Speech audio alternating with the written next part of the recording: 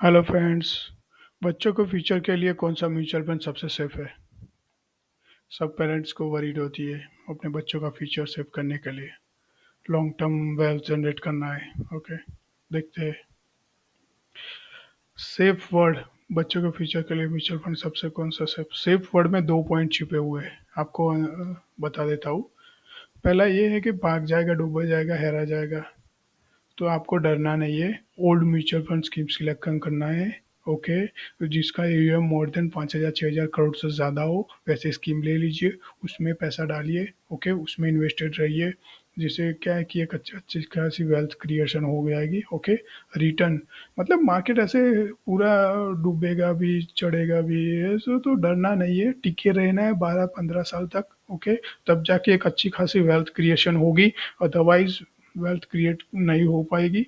Okay, तो हमको लंबे समय तक टिके रहना है म्यूचुअल फंड में। ओके, यहाँ पे मैंने एग्जांपल दिए 10,000 पर मंथ, 15 साल के लिए एसआईपी की है, तो कितना रिटर्न किसने जनरेट किया है। मैंने एक वेबसाइट पर से डेटा लिया है, 5 म्यूचुअल फंड की स्कीम का ही लिया है, ज़्यादा नहीं लिया है। तो आप देख सकते हो कि 15 साल का टाइम फ्रेम है। निपॉन इंडिया स्मॉल कैप ने 22.67% सीएजीआर जनरेट करके दिया है, करीबन 1 करोड़ 19 लाख वैल्यूएशन बनाई है। यहाँ पे आप देख सकते हो कि फ्रैंकलिन इंडिया स्मॉल कैप का एयूएम भी 11,000 करोड़ से ज़्यादा है, और उसने भी 82 लाख रुपए 88.44% सीएजीआर रिटर्न जनरेट करके दिया है। यदि यदि आप देखोगे तो स्मॉल कैप, मिड कैप या कोई भी फंड में जा सकते हो अपने हिसाब से। ओके, तो आप ये यहाँ से एक अच्छी खासी वेल्थ क्रिएट कर सकते हो यदि आप 14-15 साल टिके रहते हो मार्केट में तो। ओके, बच्चों के फ्यूचर के लिए आपने जो जो bank, insurance, post office, traditional plans, कोई भी सेफर प्लान लिया है, सब बंद कर दीजिए। अभी ही बोलता हूँ फ्रेंड्स, आपको भले ही बुरा लगे कि मैंने 5 साल इन्वेस्ट किया है, 6 साल इन्वेस्ट किया है, मेरा पैसा 70% आ रहा है, 60% आ रहा है, 30-40% मुझे लॉस हो रहा है। जितना भी लॉस हो रहा है 10% भी क्यों ना आए, मैं तो बोलता हूँ अभी ही बंद कर दो। वो पैसा आप मार्केट में लगाना स्टार्ट कर दो म्यूचुअल फंड के थ्रू। ओके, क्योंकि ये लोग भी 6%, 7%, 7.5%, 8% जो जनरेट करके रिटर्न दे रहे हैं, वो लोग भी पैसा मार्केट में ही लगा के जनरेट कर रहे हैं।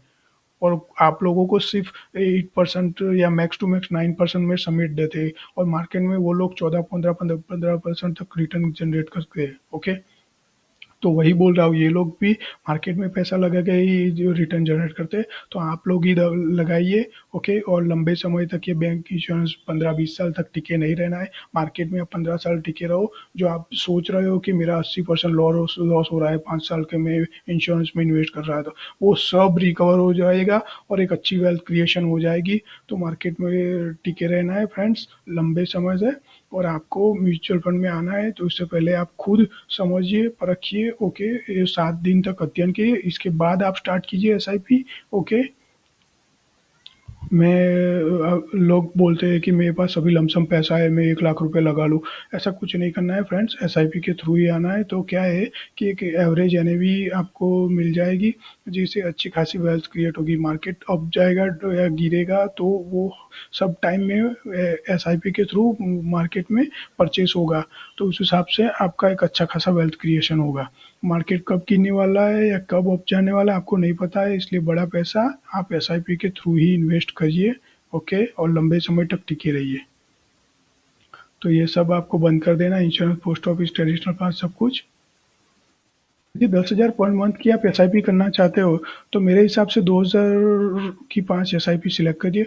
जो मैंने यहाँ पे दो ऑप्शंस दिए हैं, एक आप 3 स्मॉल कैप, एक फ्लेक्सी कैप, एक मल्टी कैप सिलेक्ट कर सकते हो, या रिस्क ज़्यादा लेने की कैपेसिटी है तो 4 स्मॉल कैप, एक मिड कैप सिलेक्ट कर सकते हो।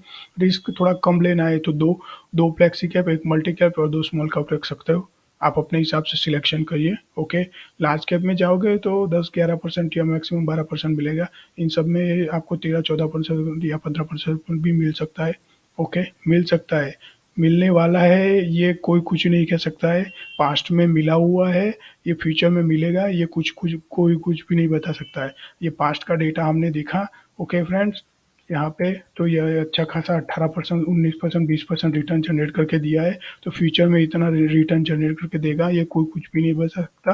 Everything depend upon the market. Okay, हमको टिके रहना है लंबे समय तक। ओके फ्रेंड्स, काफ़ी सारे पेरेंट्स बोल रहे हैं कि मैं अपने बच्चों के नाम पे म्यूचुअल फंड में इन्वेस्ट करूँ। आप बच्चे के नाम पे कर सकते हो, मेरे को कोई प्रॉब्लम नहीं है। बट मेरी एडवाइस लो तो आपको बच्चे के नाम पे कोई इन्वेस्टमेंट नहीं करनी है। यदि आपके बच्चे 18 साल से ज़्यादा है की एज के हैं, तो आप म्यूचुअल फंड में उनके थ्रू इन्वेस्ट कर सकते हो। 18 साल से कम एज के है तो आप अपने नाम पे ही इन्वेस्ट कीजिए।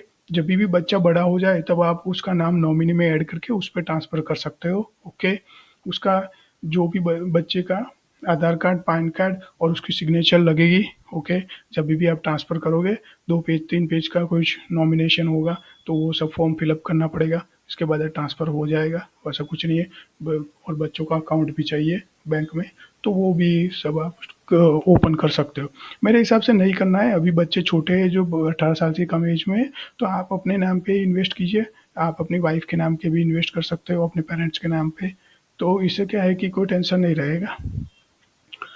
ओके, तो आप इसी तरह इन्वेस्ट कर सकते हो फ्रेंड्स। यदि मेरा वीडियो अच्छा लगे तो प्लीज़ लाइक करना, शेयर करना। Okay, thank you so much friends.